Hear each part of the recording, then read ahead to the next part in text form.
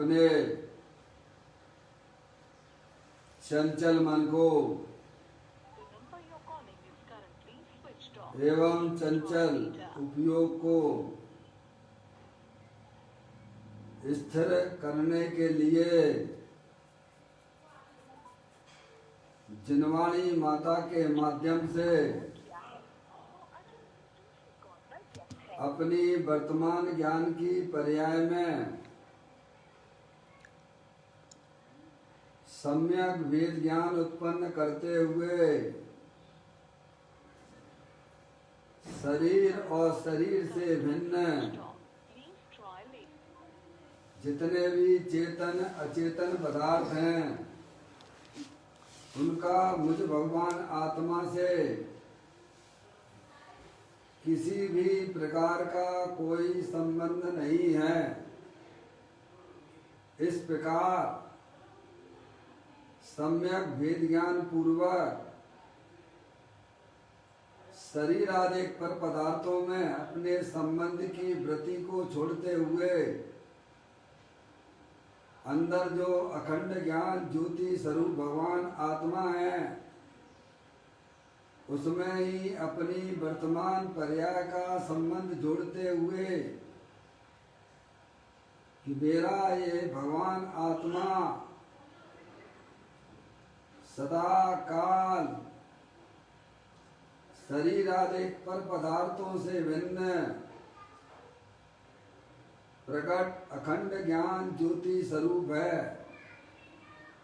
ऐसा अपने आप को जानो और ऐसा ही अनुभव करो कि मैं तो एकमात्र अखंड ज्ञान ज्योति स्वरूप भगवान आत्मा ही हूँ।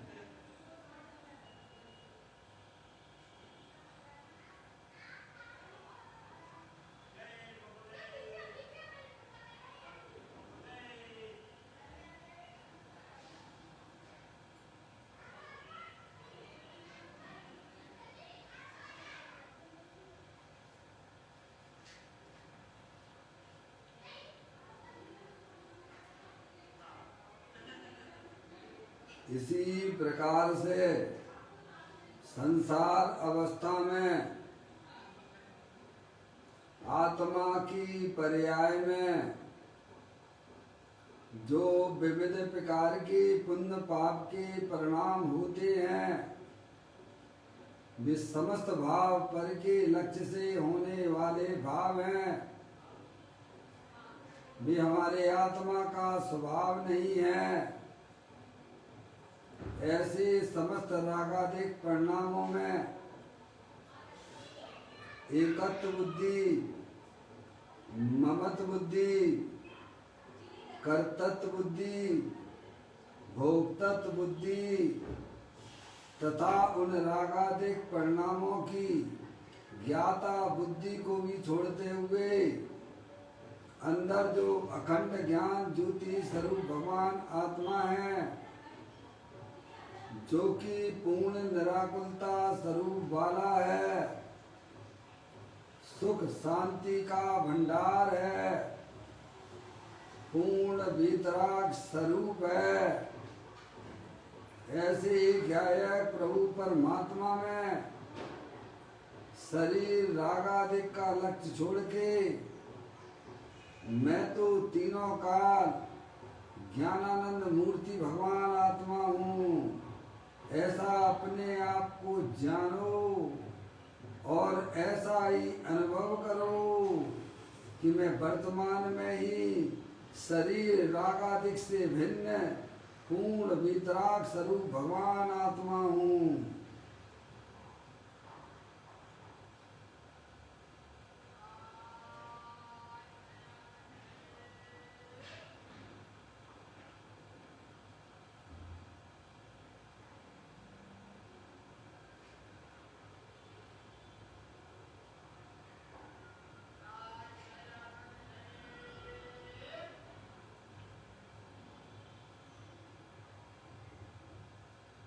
इसी प्रकार से संसार अवस्था में आत्मा की पर्याय में जो भी पर के लक्ष्य से होने वाला ज्ञान है वह परलक्षी ज्ञान भी हमारे आत्मा का स्वभाव नहीं है। ऐसे समस्त परलक्षी ज्ञान में भी एकत्व बुद्धि, ममत्व बुद्धि, कर्तृत्व बुद्धि, भोक्तृत्व बुद्धि तथा उस परलक्षी ज्ञान की ज्ञाता बुद्धि को भी छोड़ते हुए अंदर जो अखंड ज्ञान ज्योति स्वरूप भगवान आत्मा है उसमें ही अपनापन स्थापित करते हुए उसी को निज रूप से जानते हुए कि मेरा ये भगवान आत्मा शरीर रागादेश और परलक्षी ज्ञान की पर्याय से भी भिन्न अखंड ज्ञान ज्योति स्वरूप भगवान आत्मा में हूँ, ऐसा अपने आप को जानो और ऐसा ही अनुभव करो कि मैं तो एकमात्र अखंड ज्ञान ज्योति स्वरूप भगवान आत्मा हूँ।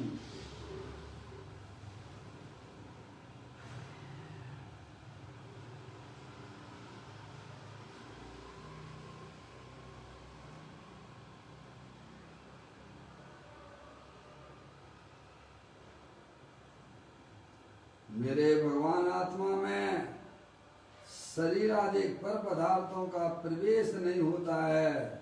मेरे भगवान आत्मा में रागादिक परिणतियों का भी प्रवेश नहीं होता है। मेरे भगवान आत्मा में परलक्षी ज्ञान की पर्याय का भी प्रवेश नहीं होता है, क्योंकि मैं तो तीनों का शुद्ध वितराग विज्ञान घन स्वरूप भगवान आत्मा हूँ। ऐसा अपने आप को जानो और ऐसा ही अनुभव करो। मेरे आत्म स्वरूप के अंदर शरीर आदि पर पदार्थों का प्रवेश नहीं होता है। मेरे आत्म स्वरूप के अंदर रागादिक परिणतियों का भी प्रवेश नहीं है। मेरे आत्म स्वरूप के अंदर परलक्षी ज्ञान की पर्याय का भी प्रवेश नहीं है, क्योंकि मैं तो तीनों काल शुद्ध वितराग विज्ञान घन स्वरूप भगवान आत्मा हूँ।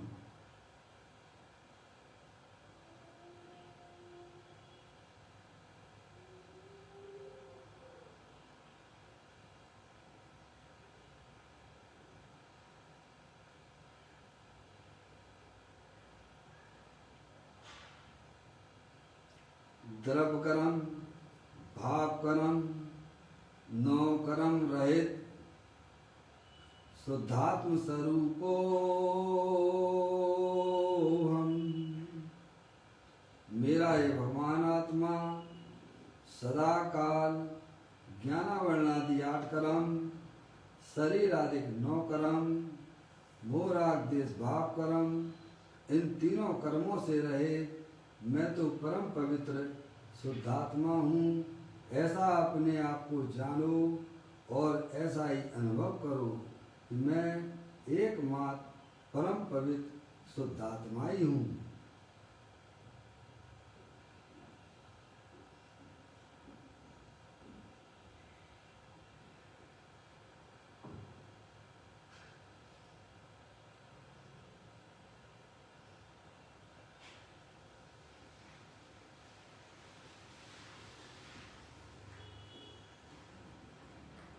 ओम नमः सिद्धेभ्यां।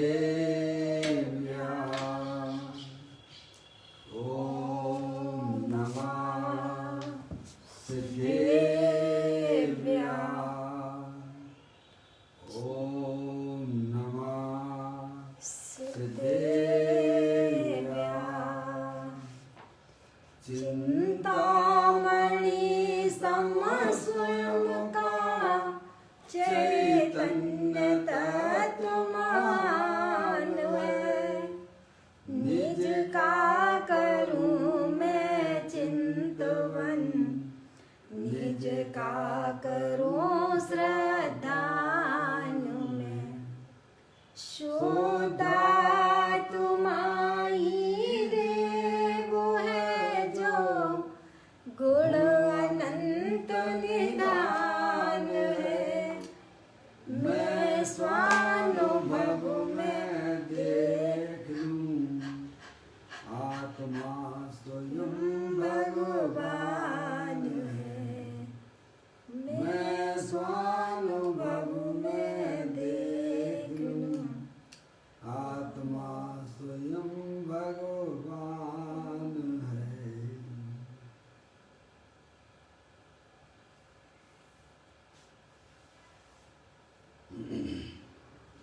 सर्व दृष्टि जिनेश्वर और पर्याय दृष्टि विनेश्वर की चर्चा महान ग्रंथ के माध्यम से हम और आप यहाँ इसका स्वाध्याय कर रहे हैं।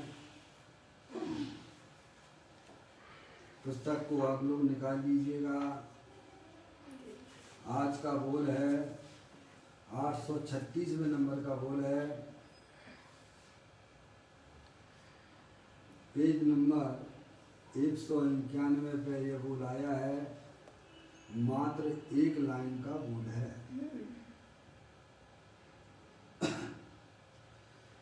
पंच परमेष्टि के प्रेम की अपेक्षा इस शरीर के प्रति प्रेम बढ़ जाए तो वह अनंतानवंती लोभ है। क्या है भाई साहब, क्या बात है इस बोल के अंदर? पंच परमेष्टि के प्रेम की अपेक्षा इस शरीर के प्रति प्रेम बढ़ जाए तो वह अनंतानवंती लोभ है। समझ गए ना आप? अनंतानवंती लोभ, अनंतानवंती क्रोध, अनंतानवंती माया, क्रोध मान माया लोभ, समझ गए ना आप? जो कि हमारे अनंत संसार का कारण है। अनंतानवंती क्रोध मान माया लोभ की उपस्थिति मिथ्यात्व के सद्भाव में होती है। समझ में आ गई भाई साहब? और मिथ्यात्व किसे कहना? देह जीव को एक गिने वैरात्म तत्व मुदा है। जब तक हमारी आत्मा में मिथ्यात्व रूपी परिणाम चल रहा है, शरीर में जो एकत्व बुद्धि चल रही है, तब तक हमारा अनंत संसार चालू है। आदि बात समझ भाई साहब? किसी भगवान से नहीं पूछना, ये भगवान के यहाँ से आई हुई बातें हैं। शरीर के प्रति जो हमारी एकत्व बुद्धि, शरीर है सो मैं हूँ, आपको मालूम नहीं पड़ता है। सबसे बड़ा संकट है आत्मा के ऊपर कि अपने आप को शरीर रूप से अनुभव करना। वो हमारे अनंत संसार का बीज है। उस बीज को तोड़ने के लिए, खत्म करने के लिए क्या करना? तो ज्ञानी कहते पंच परमेष्टि के प्रेम से भी अधिक अगर तुझे अपनी आत्मा के प्रति, शरीर के प्रति राग बरतता है तो अनंतानवंती लोभ समझना। प्रभु की भक्ति नहीं, प्रभु की पूजा नहीं। समझ में आया? प्रभु ने जो मार्ग बताया उसका हमको पता नहीं। अनंतानवंती शरीर के प्रति एकत्व बुद्धि चल रही है बाकी। समझ में आया? निरंतर ये आत्मा दुखी है, दुखी है, दुखी है, शरीर को अपना मानकर दुखी हो रहा है। तो प्रभु ये कैसे टूटे? तो यहाँ लिखा ना, पंच परमेष्टि के प्रेम की अपेक्षा। क्या भाई साहब? इस शरीर के प्रति प्रेम बढ़ जाए। क्या? किसके प्रति बढ़ जाए? भगवान के प्रति तो प्रेम तुम्हारा खत्म होता जा रहा है। भगवान के स्वरूप को ही नहीं जानते हो। सिद्ध परमात्मा का क्या स्वरूप है वो ही हमको पता नहीं है। पंच परमेष्टि में आ गए ना, अरिहंत सिद्ध और साधु परमेष्टि। साधु के 3 भेद हो जाते हैं, आचार परमेष्टि, उपाध्याय परमेष्टि और साधु। समझ में आया? अब इनके स्वरूप को हमें पता ही नहीं है।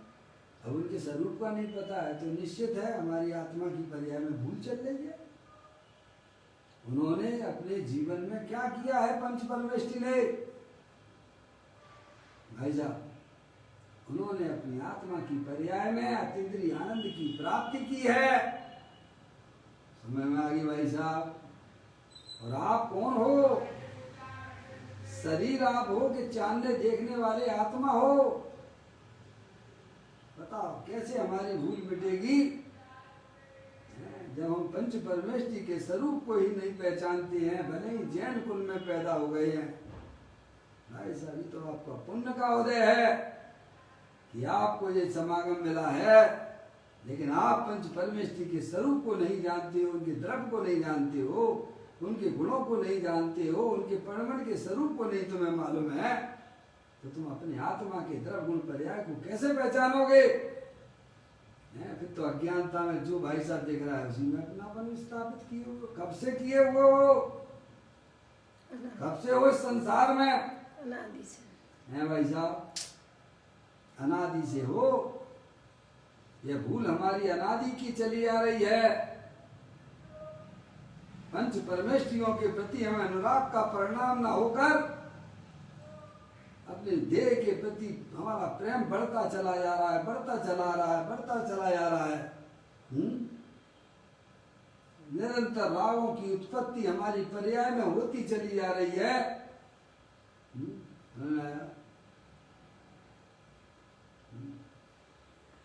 लक्ष्मी बड़ी अधिकार भी पर बढ़ गया क्या बोलिए, संसार का बढ़ना रे नरदेय की ये हाल है। लाल में रुपया पैसों के पीछे भागते रहते हो, पर द्रव्यों के पीछे भागते रहते हो। ये अनादि काल की कुटेव है। समझ में आया? अपनी आत्मा में जो रागादिक परिणतियां निरंतर बढ़ती चली जा रही हैं, वो उसमें हमारा इतिहास लिखा जा रहा है। संसार में तुम भ्रमण करोगे भाई, भ्रमण करोगे। पंच परमेष्ठी ने अपने जीवन में क्या किया है? उन्होंने अपनी आत्मा की पर्याय में निर्मल पर्यायों की उत्पत्ति की है, तब भी आज हमारे पूजने योग हुए हैं। भाई साहब, क्या करते हैं हमारे सिद्ध परमात्मा? क्या करते हैं हमारे अरिहंत परमात्मा? और क्या करते हैं हमारे साधु परमेष्ठी? अगर आपको वास्तव में अगर उनका सच्चा ज्ञान होता तो भाई साहब आपकी वहां से दृष्टि पंच इंद्रिय के विषयों से हट जाती, शरीर के प्रति प्रेम तुम्हारा ढीला पड़ जाता। देखा देखी का धर्म नहीं है भैया। अनादिकाल से हमारा आत्मा निगोद में रहा है। एक इंद्रिय शरीर मिला, क्या मिला भाई साहब? कहाँ रहा? ये तो 5 इंद्रियां हैं आपके पास में, मन भी है। कहाँ रहे हो भाई साहब? निगोद में रहे हो। केवल एक मात्र स्पर्श इंद्रिय हमारे साथ में थी और अल्प ज्ञान। बाहर में भाई साहब कोई पेड़ में कोई भाई साहब पानी डाल दे, खड़े हुए कितने वर्षों तक खड़े रहते हो? वहीं दीर्घ काल तक ये हमारा आत्मा एक इंद्रिय पर्याय में रहा। हमें कोई खबर नहीं है। हम तो प्राप्त पर्याय में ऐसे मस्त हो रहे हैं कि इसके आगे हमें कुछ दिखता ही नहीं है। समझ में आया भाई साहब? अरे भाई, प्राप्त पर्याय में तन्मयता छोड़ो। तुम्हारा फ्यूचर अनंत है, जितना पास्ट निकल गया है उससे भी अनंत है। हैं? जितना निकल गया है उससे अनंत गुना है। ख्याल में आती बात भैया? तुम अनादि अनंत जानने देखने वाले भगवान आत्मा हो। एक इंद्रिय पर्याय में दीर्घ काल तक हमारा आत्मा रहा। उसमें क्या मिला था? दुखी दुख, दुखी दुख, दुखी दुख, दुखी दुख। कुछ ऐसा पूर्व उनका उदय आया तो 2 इंद्रिय पर्याय में आया। कहाँ आया भाई साहब? दुर्लभ लई जो चिंता मणि त्यों पर्याय लई प्रस्थनी है भाई साहब। 2 इंद्रिय पर्याय में आना, स्पर्श और रसना इंद्रिय मिली। क्या मिली भाई साहब? उसमें भी आपको 5 इंद्रियां नहीं मिली। केचुआ बने रहे, केचुआ वहीं पर है। समझ में आया भाई साहब? और आपके वो जो गाड़ी चलाते कैसे चलाते हैं लोग हैं, देख रहे हैं आप? अजैनों की तो क्या बात कहें, जैनियों को भी गीत करना नहीं आती है। क्या करना? वे भी कैसे शादी ब्याह घास के ऊपर करते हैं। उसमें कितने तरह जीव हैं उसके अंदर। जब उनको दया का परिणाम नहीं है तो जो धर्म से दूर है उनसे क्या आशा रखोगे भाई साहब? उसमें हमारा आत्मा है भाई साहब। समझ में आया? कैसी तकलीफों को उठाता रहा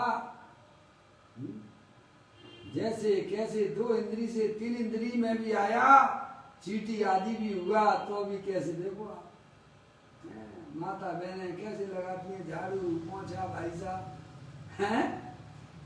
सोचो, विचार करो थोड़ा भाई, अपना आत्मा कैसी कैसी पर्यायों में कितना कितना दुख उठाया है। ये त्रियंश गति तो हमारे सामने दिखती है ना, वहां भी नहीं समझ पाती, इंद्री में समझ में आए। जैसे कैसे 4 इंद्री हुआ, भौरा आदि हुआ, देखो क्या स्थिति हो रही है भाई साहब, हैं? ये सब अपने पूर्व पर्यायों का ज्ञान कराया जा रहा है। हमारे आत्मा ने ऐसी ऐसी ऐसी ऐसी हीन पर्यायों को में रहा तो सुखी रहा होगा कि दुखी रहा होगा। जिस जिस पर्याय में जाता है, जो जो शरीर उसे संयोग में मिलता है, उसमें उसने प्रेम किया है, उसका फल तो अनंत संसार हुआ करता है। अनंतानुबंधी कथा है वो, फिर असंगी भी हुआ, त्रियंश में असंगी भी हुआ, लेकिन मन शक्ति ना होने से, विचार शक्ति ना होने से वहां भी दुखी रहा। समझ में आती भाई साहब? त्रियंश गति में संगी पंचेंद्री पर्याय भी हुआ, लेकिन शास्त्र का ज्ञान नहीं है उसके पास में भाई साहब। शास्त्र पढ़ने का, शास्त्र स्वाध्याय करने का बुद्धि उसके पास में नहीं है। क्या कहा भाई साहब? शास्त्र पढ़ने की बुद्धि मिल जाना ये बहुत बड़ी उपलब्धि होती है अपने आप में। वहां भी ये आत्मा शास्त्र पढ़ ही नहीं सकता तो अभ्यास क्या खाक करेगा? वहां से भी निकला, नरक गति में गया, वहां भी शास्त्र का स्वाध्याय नहीं होता है प्रभु। तो अभ्यास होने की बात तो बहुत दूर की हो गई ना। ये कोई सब पढ़ गए हैं क्या? क्या वहां भी शास्त्र का आपको स्वाध्याय नहीं होगा नरकों में। वो तो किसी को अपना पूर्व जाति स्मरण हो जाए तो भाई साहब आत्मा का कल्याण कर लेता है वो। ऐसे ही ये आत्मा देव गति में रहा तो नीच देव भी बना, तो वहां भी पुण्य के उदय में जैसे बाह्य सामग्री मिली उसी में ही लिप्त रहा। वहां भी शास्त्र स्वाध्याय का भाई साहब निषेध हो जाता है। समझ में आया? कोई कोई उच्च देव गति में जाते हैं भाई साहब, वहां अपने स्वाध्याय से अपनी आत्मा की सुध उनको आती है थोड़ी थोड़ी भाई साहब। समझ में आया? किसी किसी को। और ये तो आप तो मनुष्य पर्याय में हो भाई साहब। कहाँ पर हो आप? जन्म मरण नित्य करते करते काल अनंत गमाए, आज हम जिन राज तुम्हारे द्वारे आए। जिन राज के द्वार पे आना मनुष्य पर्याय में वह भी बहुत बड़ी उपलब्धि होती है। मनुष्य भी हुआ तो लब्ध पर्याप्त तो भाई साहब वो जो है इंद्रियां पूरी ना होने से वह मनुष्य पर्याय भी तेरी बिगड़ गई है। और पर्याय की पूर्णता भी हुई तो गर्भ में ही भाई मार दिया गया या मर गया भाई साहब। पूर्ण इंद्रियां भी प्राप्त हुई मनुष्य पर्याय की, और वो भी हुई तो कोई अल्पायु पैदा होते ही मर जाती है भाई है। समझ में आया? कल एक हमारे मित्र का फोन आया, बोला कि हमारे भाई के पुत्र का लड़का मर गया 14 साल की उम्र में। ये क्या भाई? हमने कि भाई क्या बात हो गई थी? जगह कोरोना वोरोना लग गया था क्या? अरे नहीं नहीं भाई साहब, जैन साहब हैं, वो बस जो है खाना खाया और एकदम उल्टी जैसी हुई और जो है आग नली में उसका जो खाना आधा घंटे में तो खेल खत्म हो गया भाई साहब। समझ में आ रही है? मनुष्य पर्याय भी मिली है भाई साहब। तो अल्पायु में ही ये जीव मनुष्य पर्याय को छोड़ देता है जिनकी दीर्घ आयु होती है वे बहुत कम होते हैं। उसमें भी सूत्राधिक पर्याय में हमारा आत्मा रहे, मनुष्य पर्याय में, तो ये चीज तो मिलने वाली आपको है नहीं है जो आपको मुफ्त में मिल रही है। बिल्कुल समझ में आया? बाकी कीमत नहीं आ रही है, सहज में मिल रही है। दीर्घ भी आयु मिली मनुष्य पर्याय की भाई साहब, 60 70 80 90 100 है। उसमें भी जैन धर्म की घटना ना घटी हमारे जीवन में, वह भी मिली और ना मिली के बराबर हो गई है भाई साहब। आपको हमको पंच परमेष्टि का समागम मिला है, तो भी हमें उन शास्त्रों के प्रति प्रेम की भावना नहीं होती है। हमारे विरक्त गुरुओं का के प्रति, पंच परमेष्टि के प्रति प्रेम नहीं उमड़ता है। हमें तो प्रेम अपने बच्चों पे उमड़ता है। किन पे उमड़ता है? जैन भी हुआ है भाई साहब, जिनागम मिला, पंच परमेष्टि मिले, शरीर में एकत्र बुद्धि होने के कारण से भाई साहब वहीं पर जो स्त्री मेरी है, पुत्र मेरा, दुकान मेरा, रुपया पैसा मेरा, वहीं पर समय पास करता रहता है। हाँ समझ में आया? पंच परमेष्टि भी मिले, पर ऐसी उसकी बुद्धि नहीं हुई कि भाई साहब ये हमारे निमित्त जो मिले हैं हमारे हित के कार्य हैं। बोलो भाई साहब, कितने जीव हैं दिगंबर जैन, इनको ऐसा लगता है कि प्रभु जो पंच परमेष्टि हमें मिले हैं, तो इनसे के पास जाने से हमारी आत्मा में होने वाले जो दुख रूपी पर्याय उनका विलय होगा। ऐसे जानने वाले कितने जीव होंगे? उसी में लगे रहते बस, चौकड़ी में बस, चौकड़ी में बस है, खाने पीने बनाने में और बस इसमें। समझ गए यार? आगे बात शास्त्र का मिल जाना ये आपके लिए बहुत बड़ी उपलब्धि है। और शास्त्र श्रवण आप करने लग गए हो तो समझ लेना चाहिए आपने जीवन में बहुत बड़ा काम चालू कर दिया है। और गुरुओं द्वारा बताया गया जो है भाई उनके वचन उनको धारणा ज्ञान में बैठा लेना। क्या समझ में आया भाई साहब? गुरुओं के द्वारा बताया गया उसको विचारणा में लाना। धारणा में बैठा लोगे तब तो विचारणा में आएगी। समझ में आया? फिर आमनाएं हैं, समझ गए नहीं आप? आदि में 12 भावना आदि है, समझ गए? बारंबार अपने उपयोग को जो गुरुओं ने बताया है, तब आपकी पर्याय में जो शरीर के प्रति जो एकत्र बुद्धि चल रही है तब ढीली पड़ेगी। समझ में आया? कब शरीर के प्रति जो हमारा प्रेम किया जा रहा है वो हमारे लिए अनंतानुबंधी कसाय है, वो गुरुओं के प्रति बिल्कुल भी नहीं है भाई साहब। पंच परमेष्टि के प्रति वहां दिया है सत्ता स्वरूप में बड़े ही सुंदर तरीके से भाई साहब वहाँ बताया गया है। पंडित भागचंद छाजेड़ भाई साहब, भागचंद छाजेड़ साहब, मनुष्य पर्याय भी मिली, जिनेन्द्र परमात्मा भी मिले, लेकिन अज्ञान दशा में जैसे अन्य देवी देवताओं की जो भक्ति पूजा अधिक करता था अथवा लोग करते हैं, अगर तुझे सांची दृष्टि हुई है ये हमारे हितकारी है, तो ऐसी भक्ति तेरे हृदय में उन पंच परमेष्टियों के प्रति होना चाहिए। अज्ञान दशा में लोग करते हैं ना, अन्य देवी देवताओं की भक्ति पूजा अधिक करते हैं ना भाई साहब, देखा ही होगा आपने।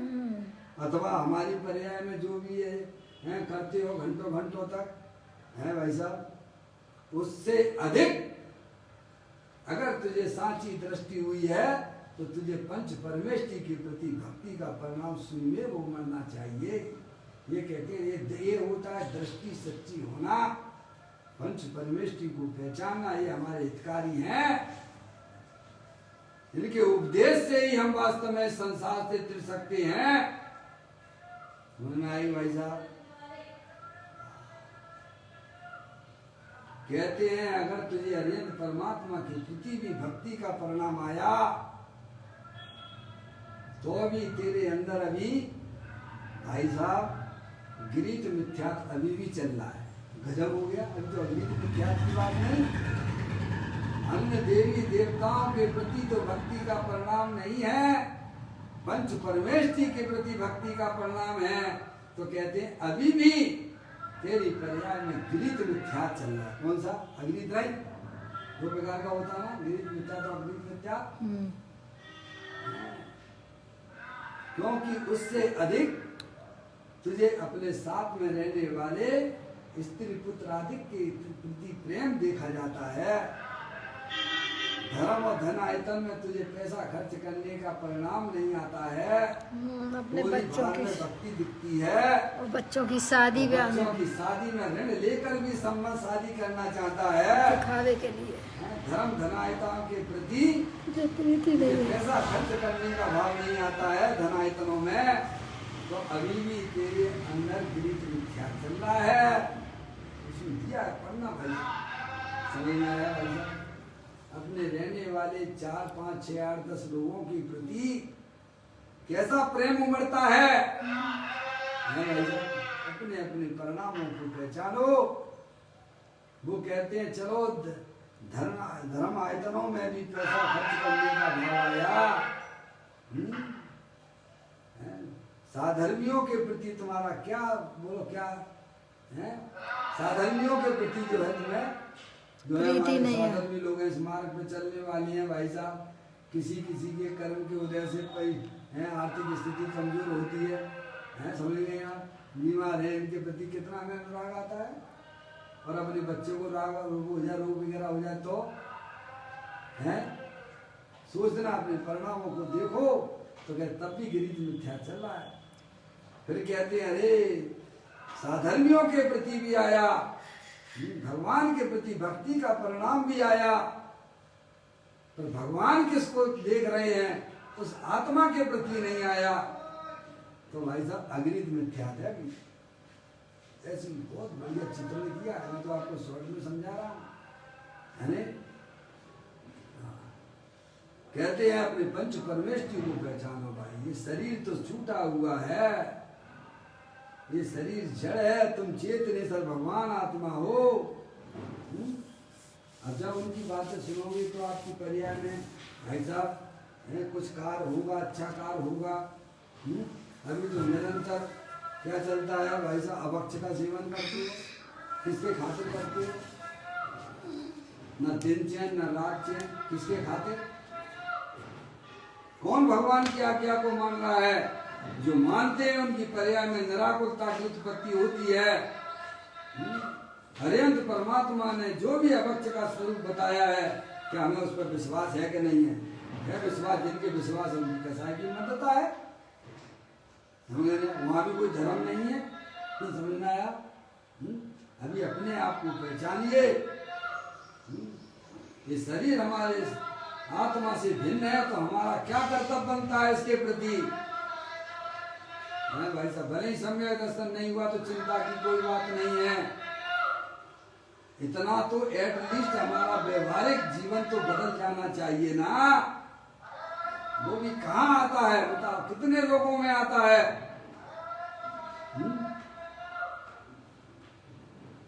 बस उसी को धर्म मान के, उसी को धर्म मान के रम रहे हैं। क्या कर रहे हैं? कैसे भगवान की पूजा भक्ति करते। पहले तो इधर इस पक्ष में आना, अभी इतने पक्ष में आने वाले कितने जीव हैं व्यवहारिक दृष्टि से, और उस व्यवहारिक दृष्टि में आने पर भी उसी को धर्म मान लेना, ये और बड़ी मूर्खता हो जाती है भाई।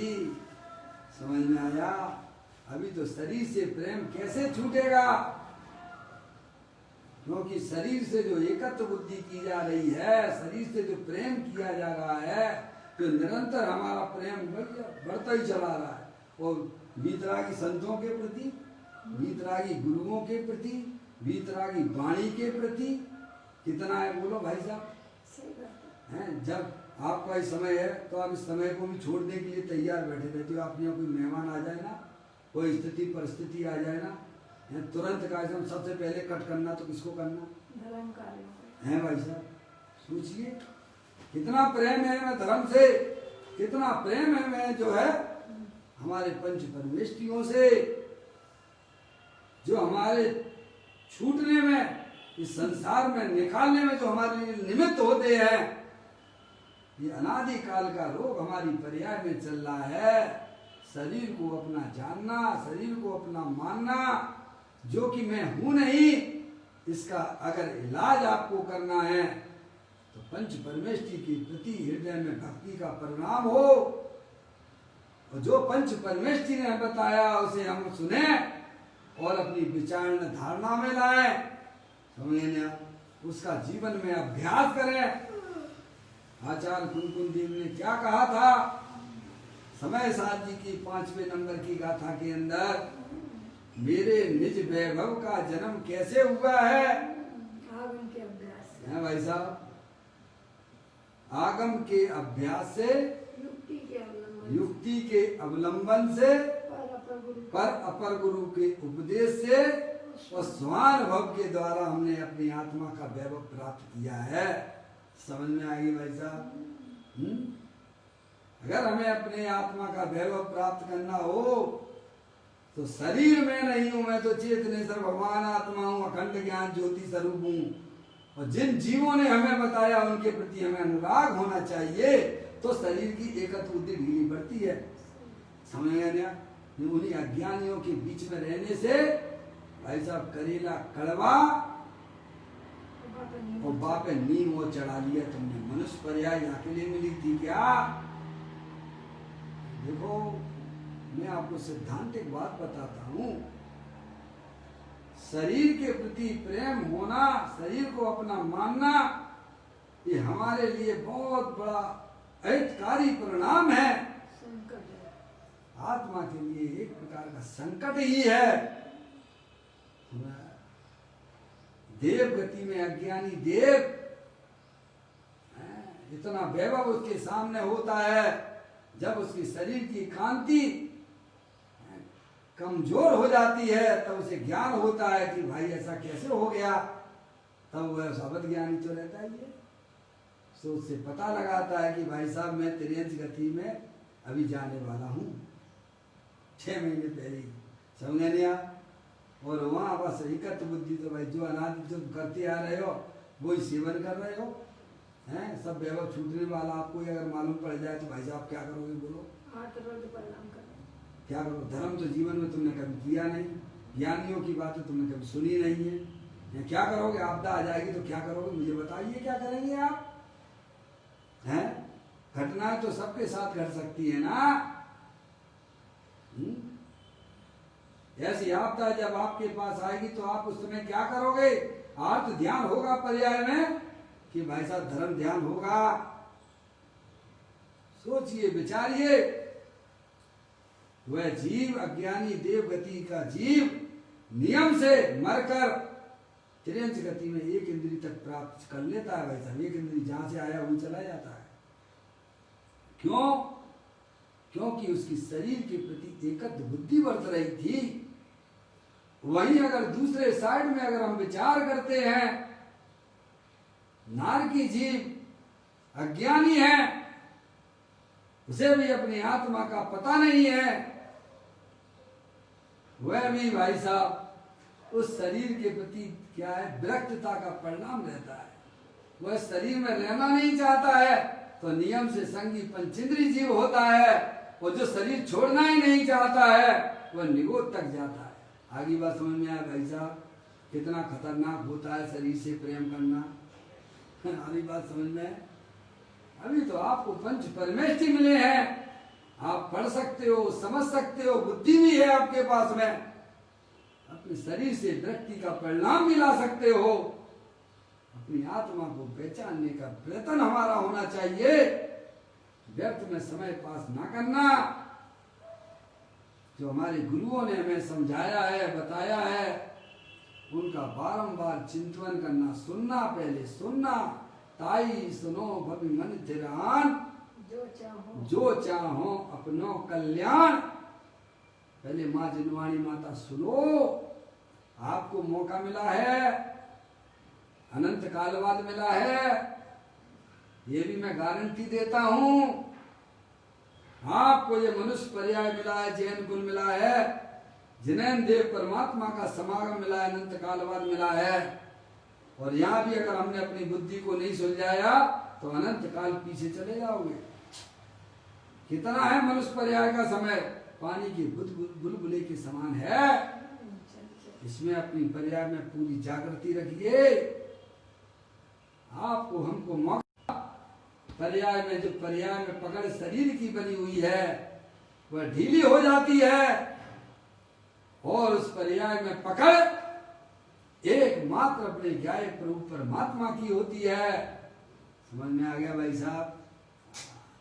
ये काम करने लायक है। दुनिया के सारे काम छोड़ दीजिएगा। जिनवर देव द्वारा बताया हुआ तत्व को सुनना, उसको धारणा में लेना, उसको विचारणा में लेना, और जो है बारंबार उसकी भावना हमारे अंदर हो। इस प्रकार से यहाँ कहते हैं कि अगर हमारे शरीर के प्रति पंच परमेष्टि के से हटकर उनसे अधिक प्रेम अगर हमें अपने शरीर के प्रति होता है तो हमारे अनंत संसार का कारण हो जाता है। हमें अब क्या करना है कि पंच परमेष्टि जो हमारे आत्म कल्याण में सहायक होते हैं, निमित्त होते हैं, उनके प्रति भक्ति का परिणाम हो। उन्होंने जो मार्ग हमें समझाया है उस तत्व के ऊपर विश्वास हो। समझ में आया? तब ये शरीर की पकड़ ढीली पड़ती है, तब जीव का अनंत संसार खत्म हो जाता है भाई साहब।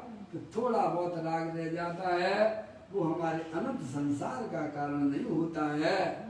यानी यही हमें समझाना चाहते हैं कि आपको, हमको, सबको जो पंच परमेष्टि मिले हैं उनके प्रति भक्ति का परिणाम हो। उन्होंने जो मार्ग बताया है उसे हम सुने, उसे विचारणा में लें और अपने जीवन में भी उतारने का प्रयत्न करेंगे तो अवश्य हमारा संसार चुल्लू भर हो जाएगा भाई साहब। इतना काम, इतना मनुष्य पर्याय में इतना सुंदर काम आप कर सकते हो अपने आत्मा के लिए। इस प्रकार से मैं अपनी चर्चा को पूरा करता हूँ। एक लाइन का बोलता, आप खूब विचार करना।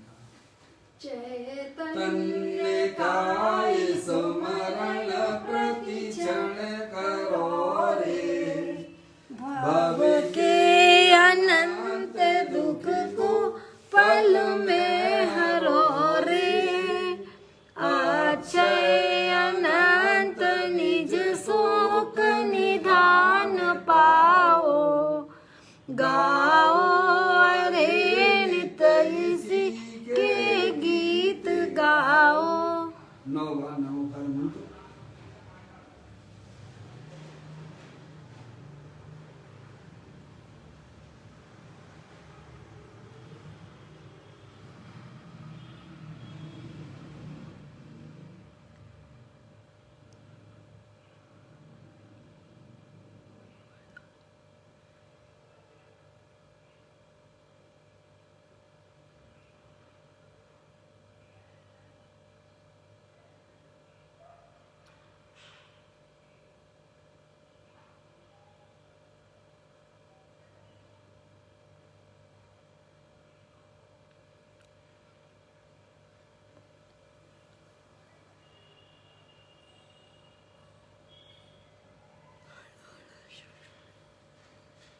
बोलो द्वादशांग जनवाणी माता की।